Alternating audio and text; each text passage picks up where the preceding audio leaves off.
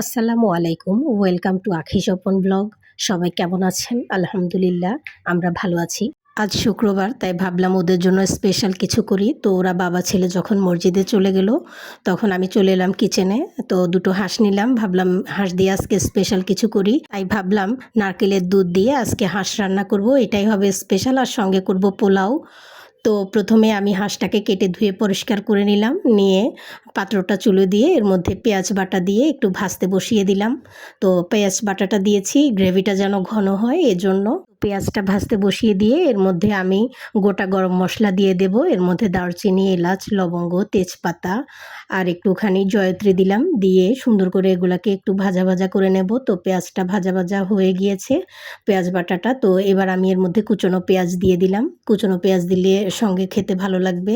তো কুচনো পেঁয়াজটা সহ কিছুক্ষণ ভাজলাম। ভেজে এই পর্যায়ে আমি গুঁড়ো মশলা দিয়ে দেব আর বাটা মশলা দিয়ে দেব। এর মধ্যে আমি একটা বাটিতে সব মশলাকে একসাথে নিয়ে পানিতে গুলিয়ে এর মশলাগুলি সব এই ভাজা পেঁয়াজের মধ্যে দিয়ে দেব।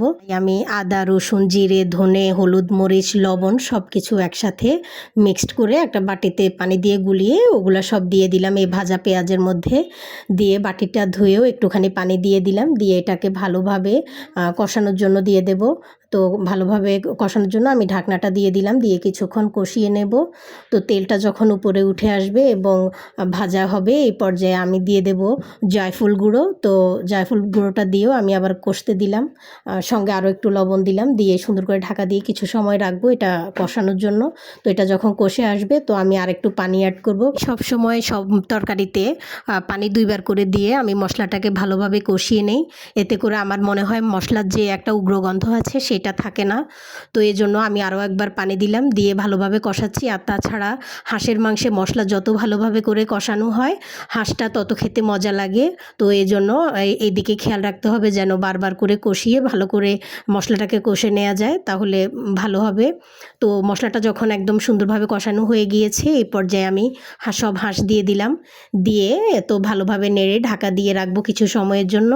মাংস যদি কিছুক্ষণ ঢাকা দিয়ে রাখা হয় তাহলে এর থেকে অনেক পানি উঠে আসে। তো এজন্য আমি ঢাকা দিয়ে কিছু সময় রাখলাম। এই সময়ের মধ্যে মাংস থেকে বেশ পানি উঠে এসেছে। তো এই পানিতেই মাংসটা মোটামুটি কষানো হয়ে যাবে। তো এই ফাঁকে আমি চলে গেলাম নারকেলের থেকে যে দুধটা বের করব সেটা করার জন্য। তো প্রথমে এটাকে ব্লেন্ড করে নেব, নারকেলটাকে কুসুম গরম পানি দিয়ে।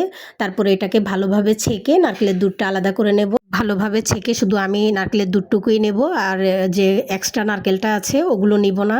ওগুলো পরে দাঁতের নিচে পড়লে আর ভালো লাগে না। আমি শুধু আজকে নারকেলের দুধটাই ইউজ করব এখানে। তো নারকেল থেকে সব দুধগুলো বের করে আমি একটা বাটিতে রাখলাম, রেখে এবার আমি চুলোয় গেলাম মাংসগুলোকে আবার নেড়ে দেখার জন্য কি অবস্থা। তো দেখলাম যে মাংসটা আর একটু সেদ্ধ করা লাগবে, আর সেজন্য আরও একটু গরম পানি লাগবে। তো আমি আরও একটু গরম পানি অ্যাড করে দিলাম। তো গরম পানিটা অ্যাড করে আমি আবার ঢাকা দিয়ে রাখলাম কিছু সময়ের জন্য, ভালোভাবে যেন কষানো হয়ে যায় আর মোটামুটি যেন সেদ্ধ হয়ে যায়। তো এবার আবার ঢাকা খুলে দেখলাম যে কি অবস্থা, একটু ভালোভাবে নেড়ে দিলাম। কিছুক্ষণ পরপর নেড়ে দিতে হয়, না হলে নিচে লেগে যাবে। তো এই পর্যায়ে মাংসটা মোটামুটি সেদ্ধ হয়ে এসেছে, তাই এখানে আমি কিছু আলু আর কিছু গোটা রসুন দিয়ে দিলাম। দেশি যে ছোট রসুনগুলো হয় সেগুলো, এগুলো সেদ্ধ হতেও বেশি সময় লাগে না আর খেতে বেশ মজা লাগে।